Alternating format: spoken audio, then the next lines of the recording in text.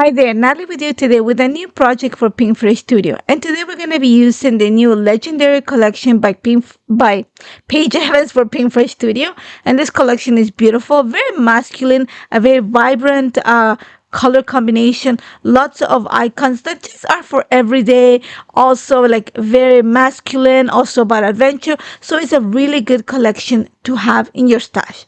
So today I'm going to focus on kind of read or redesigning or transforming my paper for my background. So this paper here is called on repeat, and if you look at it, it actually has these stars, kind of, it's called inlets or inserts, I'm not so sure. And my idea is I want to isolate the stars. And by I mean isolated, I mean it's not gonna keep, I'm gonna gut the paper. I'm gonna take out all the stars and just keep the if you look at it, there's like crosses that are holding the stars together. So I want to have those crosses as part of my background and get rid of the stars. Now, this is the part that took me probably the longest in the entire project. So, because I had to use my craft knife and I also using a mat and a magnetic ruler, sorry, just to help me keep the lines straight. And another thing that I had to do was just be careful that I didn't cut the crosses. I want to keep them all together. Once I started cutting, I thought about cutting the entire thing, but then decided to just keep the 3 rows of crosses that are together right on the center. That means that I need to gut pretty much the right hand side and the left hand side and all the little stars in the center. So like I said, took me some time. You're gonna see, I'm gonna show you pieces of how like it went along, but this took me a good hour probably to get this done. So once I have it, I'm gonna just continue working on it. I'm gonna come back, I'm gonna show you as I went along, but the key was to make sure that I keep those star, like I got it the stars right on the center, so that I keep the 3 columns or the 3 rows of crosses on the center together as one single piece. That is going to become the background for my page. So you're gonna see I'm just taking my time. Like I said, took the longest, worth it at the end, and I'm going to save the start for a project that you will see in the near future. But I think it's a great way to rediscover or transform your paper, and nothing wrong with it. It's great to use what you have already. Just think about it in a way that it works better for you.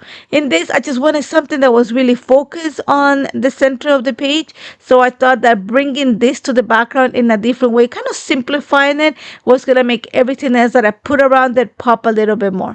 So I have my 3 columns ready. I'm going to use plain white cardstock for my background just to make sure that everything pops. So I'm going to set my background now in place. I don't like the fact that it goes from the top to the bottom, kind of not gelling with what I have in mind. So what I'm going to do is I'm just going to fold the edges for the time being. You're going to see I bring my pictures. I'm going to talk about the pictures in a bit. I want to show you first what my idea is. Once I have it, I'm going to just fold it for now to make sure, to have the idea, see what it looks like. I like it better. I like the fact that it kind of takes away from the top and the bottom, and it makes it like center focal. So I love that. I'm going to go ahead and trim it. I'm going to trim it in one single piece. That means that I'm going to take those crosses at the top and the bottom, that's just partial crosses, and just keep the ones that are full crosses for my project. Once I have that and it's ready, I am actually going to put some foam adhesive behind the crosses, just so they create a little bit of shadow and dimension when I add it back onto the white cardstock. I love the fact that it's such a simple background, but adding those little touches just makes them pop a little bit more.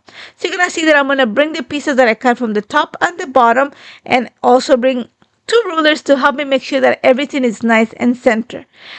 Once I have that, I'm gonna glue my background, and then from there it's actually pretty simple. Like I said, this is the part that's gonna take you the longest. The rest is just, think of it as just like embellishment. Okay, so what I'm going to document today is my son. This is one of our vacations a couple years ago, and I took pictures of him in a burst mode. So I had like 20 of him, like back to back. So I just picked a few. it doesn't look like the same picture, but it's like slight movement, and I like that. So that's why I'm chose those two. So because it's wearing blue and there's quite a bit of the same tones that I have in the background, I need to give it a little bit of a contrast color so it pops from the layout. So I'm gonna take advantage of the 6x8 paper pad. You're gonna see I'm gonna use this kind of plaid yellow tone on tone, and I'm going to only create a frame for the picture on the back. You're gonna see that I put my picture, I put a piece of cardstock in between the paper and my picture. I like having that subtle dimension, not the bulk, just a little bit of extra, like no bulk, but that little bit of the shadow. So, I cut it like, just a little tiny frame, maybe a 1/18th around it. And once I have that, I'm just going to glue it onto my page. You're going to see that my pictures are not going to sit straight. They're going to be on a slight angle. I just want to add movement. Everything on the back is so straight that I want to make sure there's a little bit of movement here. I'm using the thinnest foam adhesive to attach my picture to the background. I want a little bit of separation between the background and my photos. Once I have that, it's all about like, just embellishing this. And like I said, I'm going to keep it simple because I put the work on the background. Scrapbooking to me is not about like, doing all the work. It's just about using what you have and making it beautiful. And in this case, I had the paper. Like I said, for me, it's beautiful, but I found it a little bit busy as a whole. And I thought, oh, I can pull out two layouts from one out of this page. And that's what I'm going to do. So now going back to embellishing this, I'm going to take advantage of the cardstock stickers, and there's this blue one that says today's adventure. So I'm going to tag it in on the top left corner of my photo. I'm going to bring a geotag from the chipboard pieces, and then I found this label, in the journaling ephemera. I'm going to trim it in half and use it as kind of a layer behind the photos. One is going to be on the top left corner of the picture, so behind all the pieces that I'm adding, and the other one is going to be to the bottom right corner of the photo at the front. So once I said that, I'm going to add a little bit of foam adhesive behind them just to give it a slight pop from the background. And then I wanted something a little bit circular, kind of like to break the monotony of all the straight lines. So I found this little circle with that had this frame of all the colors of the collection. I'm going to trim it in half. I'm going to use the part that has the yellows and the blues because I have that red label there.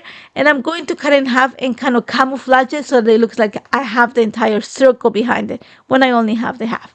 Now I need to repeat kind of the elements and the colors just to bring it all together. So I'm bringing that other half of the label to the bottom right corner of my picture. I'm going to bring one of the round cardstock stickers just because I want to keep that, like I said, break the monotony of the straight lines.